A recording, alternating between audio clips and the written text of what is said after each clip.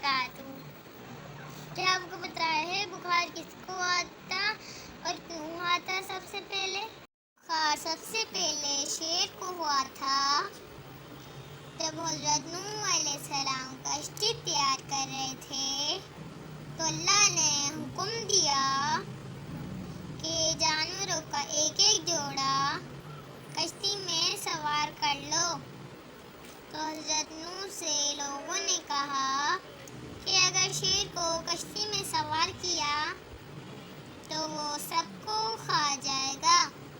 حضرت نوح علیہ السلام نے اللہ تعالیٰ سے کہا تو اللہ نے شیر کو بخار میں مبتلا کر دیا اور وہ کشتی میں کسی کو بھی نقصان نہیں پہنچا سکا۔